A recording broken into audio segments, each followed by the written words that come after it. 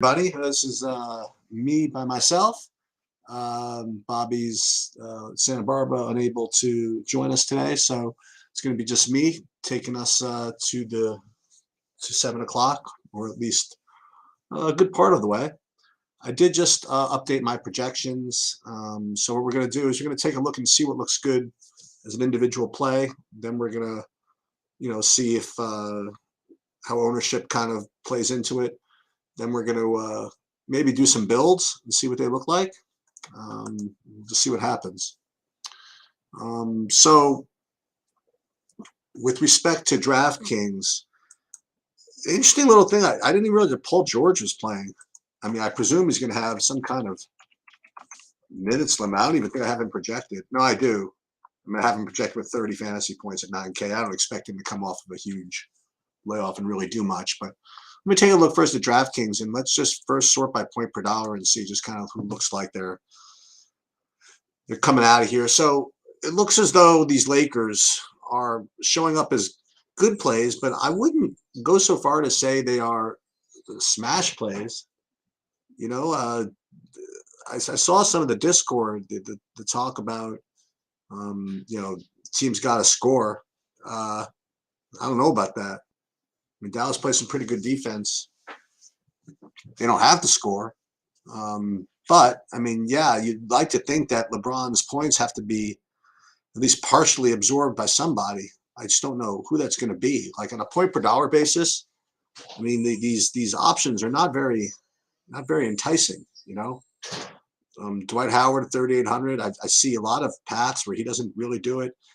Stanley Johnson, I mentioned in the earlier show that, I mean, I have seen him have some good games, but sometimes he just kind of just stands around. I mean, I don't know. Maybe this is the type of game where he can be a little more active. And then, the shooters, kind of Carmelo and Malik Monk. Wendell Gabriel, he was looking like a play earlier, but not so much now. And then the guy who just can't seem to get a projection is Russell Westbrook. Even with LeBron out, I mean, he's projecting for crap. Man, is that possible? Is he really only going to get 40 fantasy points? I presume that they were out, K9, but thank you. Yeah, great. I mean, is he really only going to get 40 fantasy points with LeBron out? Is he that washed? I mean, it seems that these projections are just bad. That's the best I can describe it. But I don't know. I gotta pay a little respect, right? So I gotta think about that. It just seems logical you'd want to play Westbrook with LeBron out, but I don't know. That's a kind of a tough decision. I welcome everybody's opinion on that. I don't know.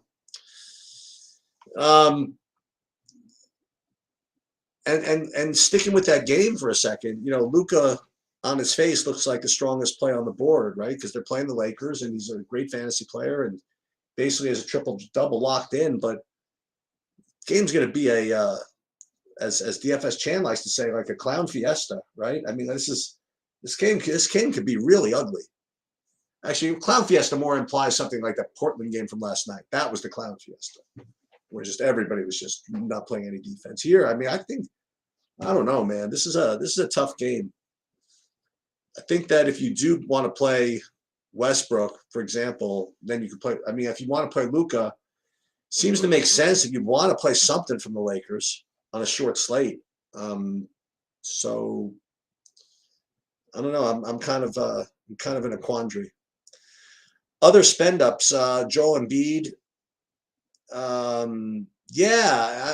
K9 is kind of hitting the nail right on the head here. You have Embiid, Giannis, and Harden, who all project really well, and they rate to be in the competitive game, meaning that their projections is a little more secure. I think that the chance that those guys get their minutes are pretty well locked. I wouldn't say locked, but where Luka, I mean, they're projecting for 35 minutes. I mean, I think he gets 28 like some of the time. Sometimes I don't think he gets into the fourth quarter at all. But I don't know. So what I would do is, I mean, it just makes sense, right? You play Giannis with Embiid, you play Giannis with Harden, you know, and then you fill it in with value, and that certainly makes a lot of sense. The of course the interesting pieces to the slate lie in the mid range, right? So if you're not going to play two studs, then you're going to want to play in the mid range, and there's some pretty decent plays here. You know, DeRozan at 8,300, Gobert, whom I mentioned earlier, at 7,300. I think both those guys are really strong. Porzingis coming into his own at 8,500. I think that makes some sense too. Um, as far as ownership of those guys, nothing's particularly earth shattering, right? I mean, everybody there is going to be 15% plus, if not more. So it's not like anything that I've said is going to be particularly off the wall. I mean, if you really want to have some fun, I mean, you could play that Brooklyn game. You know, you could say, you know what, screw your projections, whatever. I want LeBron. Excuse me, I want Kyrie or I want Durant. And the fact is, they are projecting weaker, but they're certainly going to be much lower owned than all of those other guys. So I wouldn't completely dismiss that idea as kind of a really low owned dart throw. But that's when I would really want to use Cade Cunningham, and Bagley. I would want, if I'm going to play Kyrie, I'm going to play Cade and somebody, whether it be Cade and Bagley, Cade and Killian Hayes.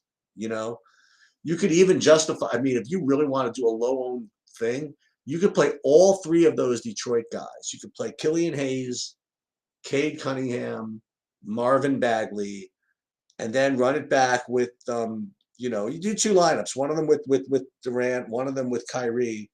You're gonna get that's gonna be very low owned, and you know, just hope the game blows up. I mean, it certainly can happen. 5 game slate, anything's possible. Daniel Gafford has kind of leapt up the ladder a little bit as far as a play. I don't know. These two Dallas guys look to be strong plays, strongish plays, Powell and Kleber. But again, if you're going to play anybody from that Dallas game, you have some serious systematic risk in doing that. Interesting. Then these other Washington values. Demi, they moved him up to 5,100. Ooh, that's interesting. And 20% ownership. I don't think that's going to be for me. I'd rather play Satoransky at 4,100 at only 15%. That would seem to make a lot more sense. But as I mentioned before, these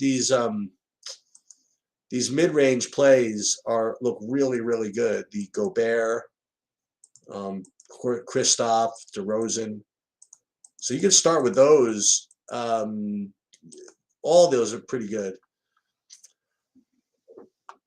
So we're going to take the same kind of look at FanDuel, and then we're going to have some fun. We're going to do some builds and see what we come up with here. So on FanDuel, how do you want to rank this? Let's first do point per dollar again and see what they come up with. Anything different? Yeah, you got the Somnu at really cheap over here at 3,900, 3,600. And that's not particularly sneaky, right? They have him at 25% ownership. So yeah, that's I for whatever reason, I don't think he's going to be that owned. I think people aren't really going to play him. I mean, they might, but I don't think 25% owned.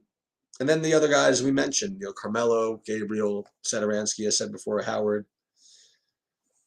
And when it comes to here's another. Sadiq Bey is showing up as a better play on Detroit, so that adds a little bit to that. You know, that's what I'm looking for. A little drama to that Detroit situation. Ranking these guys up here, you have Luka again, top play with the same risk as before. Embiid and Giannis the same. DeRozan we said was a good play. Cade looks like a better player over here. And Kyrie looks like a slightly better player over here as well, as does Durant. Um, so I don't really see too much of a difference with respect to how to handle either of the slates. Um, the only guy that kind of showed up as a much better play on one than the other was Desambu. All right, so let me, just for funsies, as I like to say, let's run some builds using SaberSim and see what they come up with. Just given what we do now, and I'm gonna mess around with the sliders. Well, I mean, say Monk or Horton Tucker. Do I have to play either?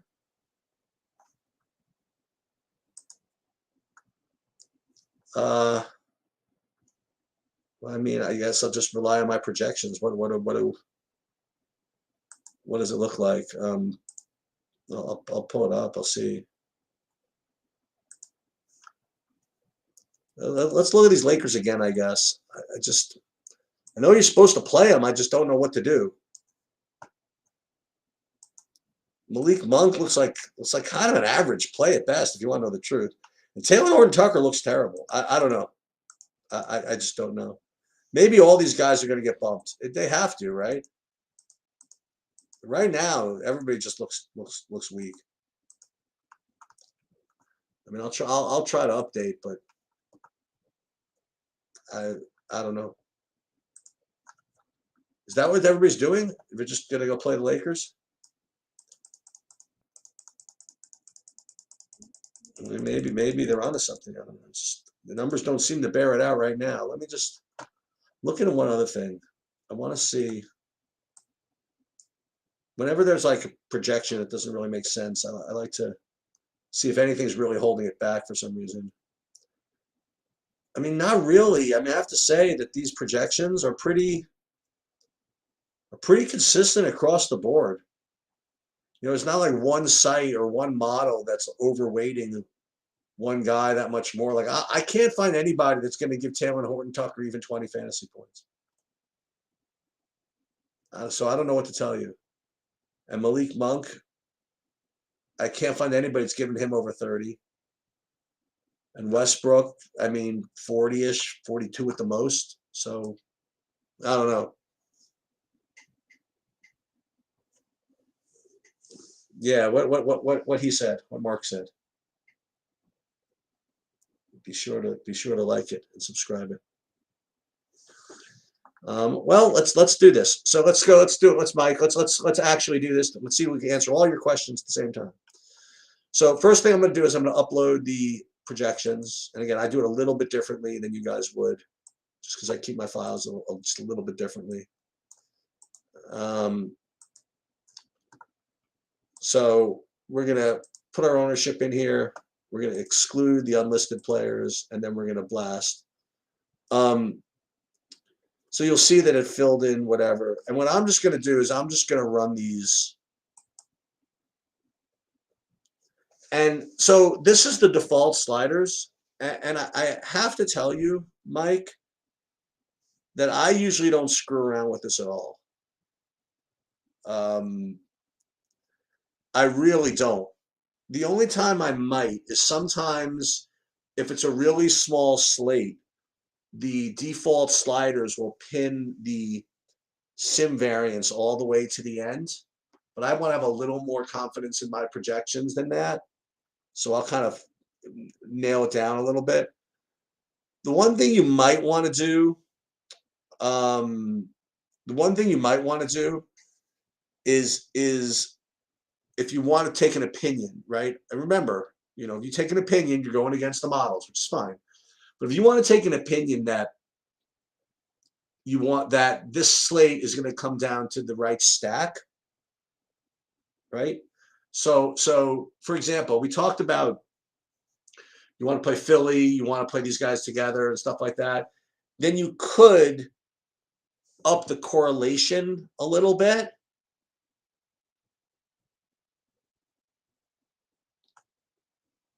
I think that I actually think that the IO play is, even if he's in, I don't know, but I think you're right. That's probably what it's about. I'm probably not playing anyway. So you could, if you wanted to on a slate like this, maybe up the correlation a little bit just to give yourself a little bit better stack bias. But I have to say, I mean, you asked me what I do, and I've been using this for a couple of years now. I don't screw around with this at all. I don't make a single rule in basketball. I don't. Because the way that the SaberSim simulations work is it takes all of that correlation and all those rules into account. You know, if you want, you could, after you build your lineups, you could set it and, well, we'll do this, right? We could say, I don't want more than 2 guys from this team. I just don't. But think about what that logic is. The logic, I just don't. You've had a simulator that's actually created lineups that factor all that stuff in for you, and yet now you're saying you don't believe it. I mean, look, I'm not going to just tell you not to believe that, but it's you better have a really good reason. Let's put it that way. All right, so, and I don't mess with the min uniques. I really don't mess with anything. I don't mess with the max exposures.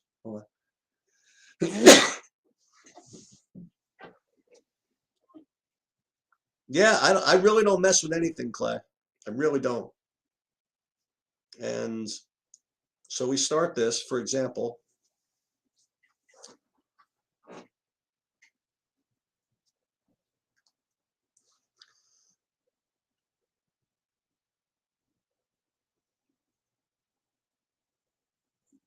Thank you. And then we'll see what I kind of come up with here. And what this comes up with is about 80% Luka, and then 70% DeMar, and then Killian Hayes, who I mentioned, Setoranti. So basically all the guys that I mentioned are getting, quite a bit of love. Oh, the one guy from the Lakers who is showing up here, which we didn't really get to, didn't talk about too much, is Austin Reeves. So that's somebody who's going to take some shots. So then the next thing I'll do is kind of in the quality control to see if I'm actually going to put this in or something like this in. One thing I'll do, and I forget who mentioned this, if you want to do rules, what I will do sometimes is look at stacks and see if there's anything weird. Like, for example, there are 2 lineups here which have 4 of a single team, and I'm just not going to do that.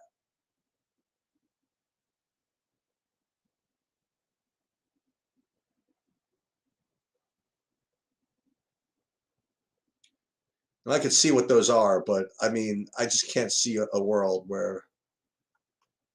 And it's funny, it's not the Lakers that you're getting the 4 out of. You're getting the 4 out of the. Well, actually, you are. You're getting 4 Lakers in one, and you're getting 4 Washingtons in one.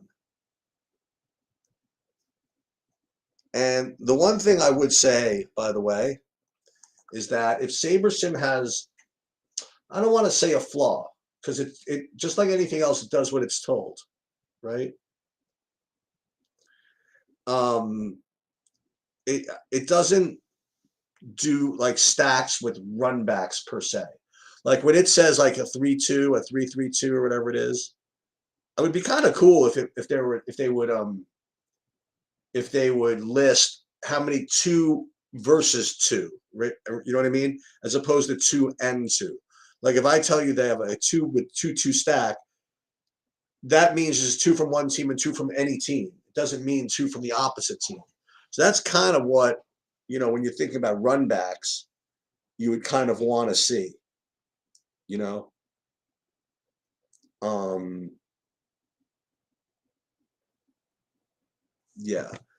The other thing I want to do is take a guy like Durant. So we'll pull him up here. Here's a good example. So Kevin Durant, if you click through this has his distribution of fantasy points. Like what percentage of the Sims get you in these different ranges. And then what it does, as you'll see, is it lists the correlation that Durant's production has to all of these other players.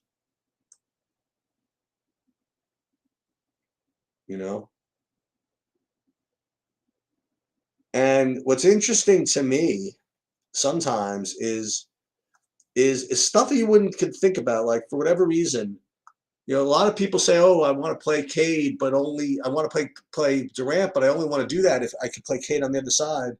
But interestingly, there's very little correlation between a Durant performance and a Cade performance.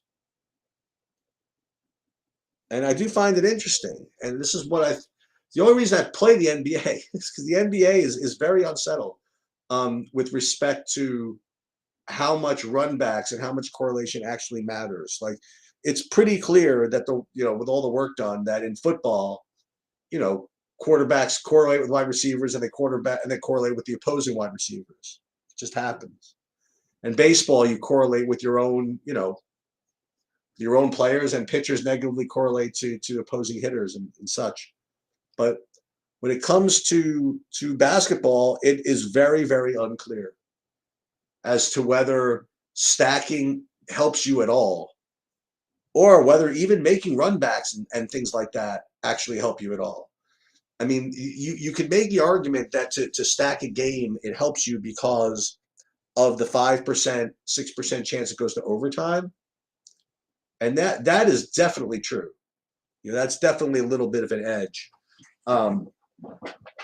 But the idea that XYZ is going to motivate XYM to perform, it feels more narrative based than statistic based. And no one has yet actually shown me proof that it's real. I mean, it seems to make that doesn't mean it's not real though. Okay. And I think that all things being equal, I'd prefer to have a situation where you have two motivated dudes against each other. But it might just be BS. Who knows? Just don't know. Anyway, so I would probably X out the 4 stack combinations. And then if you want to know the truth, what I'll do here, and this is again very very unsheets like whatever it is, but it kind of it's kind of not. I'll go through this, and after all that homework and all that stuff, oh, this is 100% because it's just those 4 lineups or whatever. Okay. Let's redo this. Is that I might just pick a guy that I don't like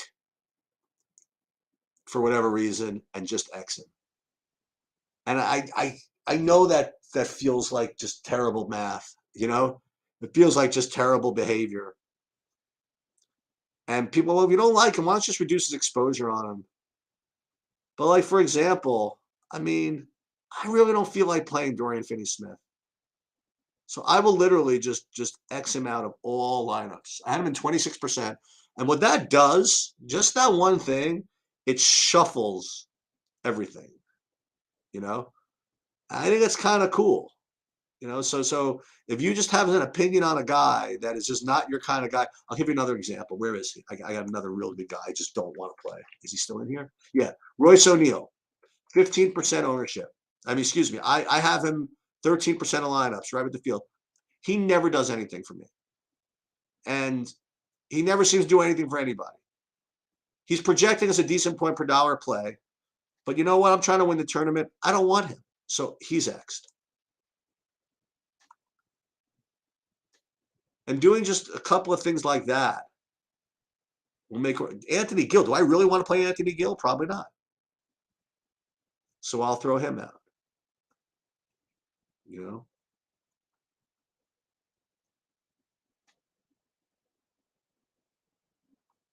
I mentioned Austin Reeves.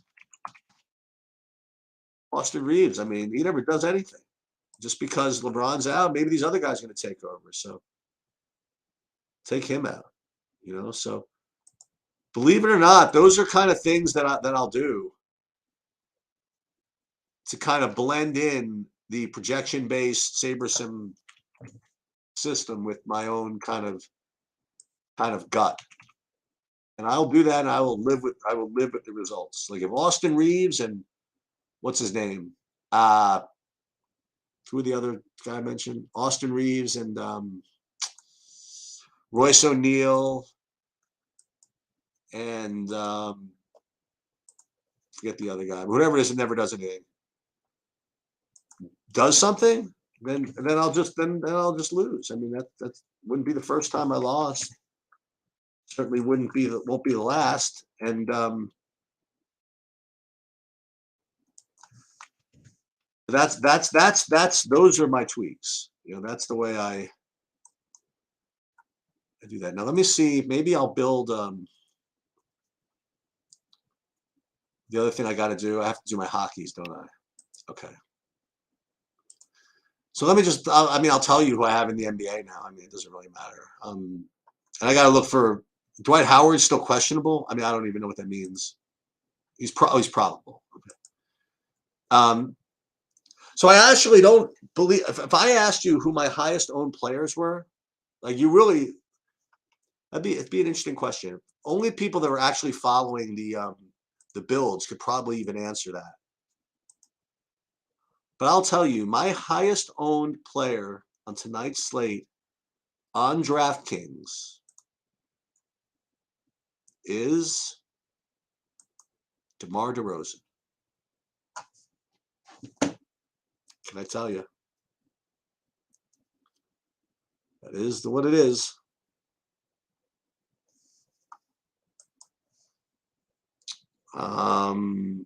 Yeah. So next thing I have to do is I have to do my hockeys. So let's do hockey, and we'll do it the same way. Let's. That's right, Carcel. That's it. Which is interesting because he hasn't gotten there. He hadn't done anything since the Eisenhower administration. So let's and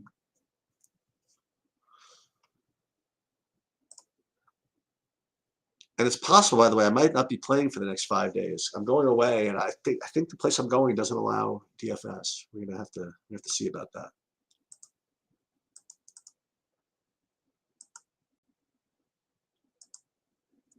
All right, so let's enter the hockeys.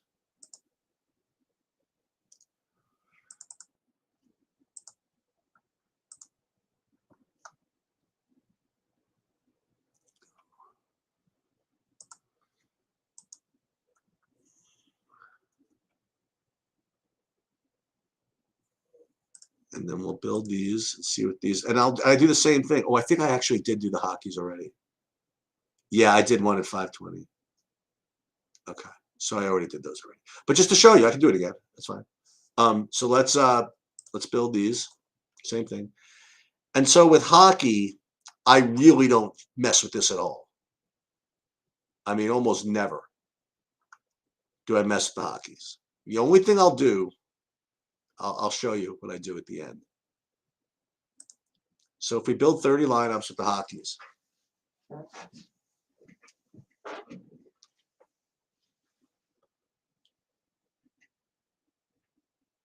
but I'll tell you what I'm really steamed at. I'm steamed at LOL because they're in the playoffs, and last year in the playoffs they had these awesome 2-day slates, and now they're just doing nothing. They're doing like one game showdowns every day. That's a horror show. Don't like it. And I'm not playing. I like playing LOL, but let me answer this phone. All right, let's this phone. Hello. Hello.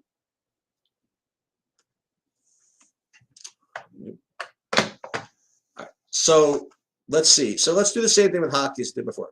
So let's first look at stacks and see what they give me. This looks really good. This is exactly the type. Oh, oops. Yeah. Sorry about that. Yeah. So with the hockey, this is what I'm getting. And when I click on stacks first,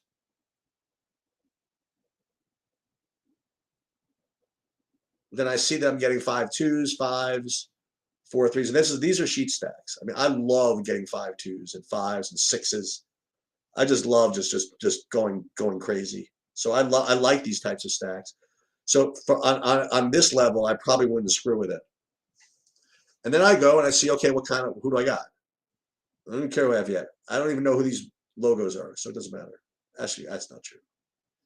So under teams, you'll see that I have 93% Florida. Now, this is what you're not going to like. Okay? You're going to say, well, you can't play 93% Florida. Yeah, I think I can. And I do it. I would. I just don't like to mess with this. I don't know what to tell you.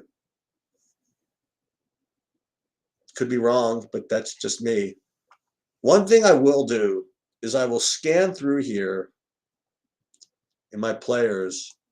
And I just don't like playing guys that are on like the third line with no compensation. In other words, if you're on the third line that on a no power play line, I just feel as though you're just not going to do anything. But here, it doesn't seem like there's any issue.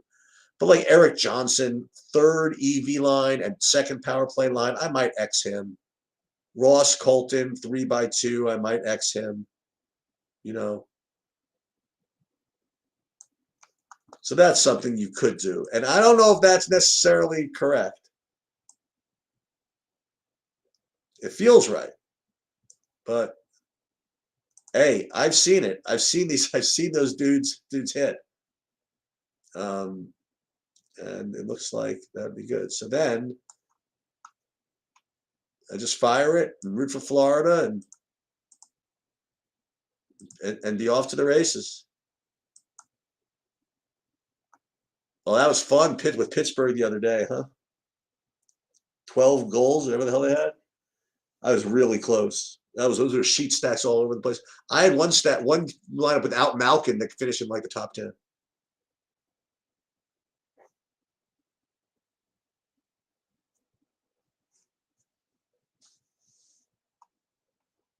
That was pretty nice. Let's see, how many hockey lineups am I playing tonight? I'm still playing the 30. Let me just see something.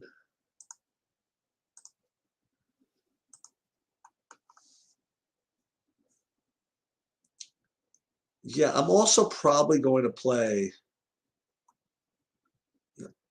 It's probably some Tampa, maybe. If I had to add, I'd probably play some Tampa. Let's see if there's any spots left in the main GPP in hockey. Maybe I'll play a couple more lineups. Maybe I'll play 10 more. Nah, it's already no, we got a little bit of time. So this is what I'm gonna do. I'm gonna download these. And then I'm gonna upload these. I am gonna play 10 more. Listen, I might not be playing for the next 4 days, so I wanna get a little more action.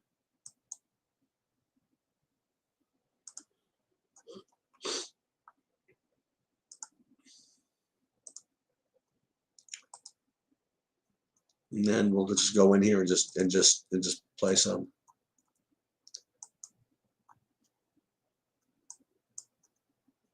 There's another Florida. 2. Yeah, so I'm getting more of this Florida the later on in the day this goes. So it's funny, when I did my build before, I only had like 40% Florida. And now they want to give me like 89% or something. So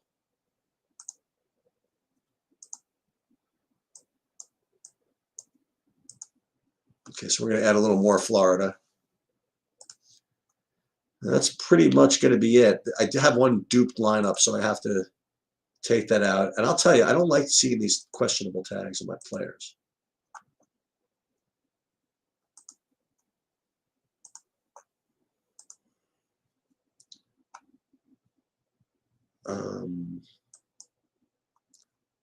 We're going to replace Shattenkirk with Chariot.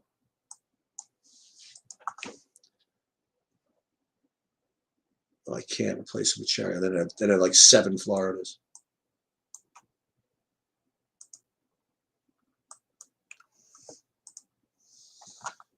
Okay. Well, I am picking a decent a decent week to go away, and there's no MMA this weekend, and there's no F1. I don't think this weekend, and the golf tournament. I did actually put up my projections for golf, just in case I don't get to you guys tomorrow. Some good 7K guys, and I did a video on that. I don't like Matthias Schwab as much as I did in the video, by the way.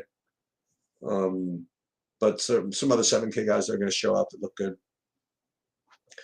And again, just a little bit of a disclaimer. You know, I'm going to be away. I'm going to do my best to at least get one projection run up a day, depending on what my schedule looks like.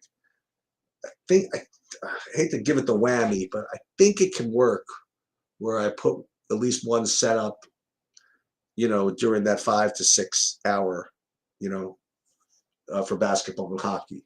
So we'll see how it all works out. But I'm gonna get going. Good luck, everybody, and I'll be checking the Discord. I expect to see really good screenshots and really good feedback.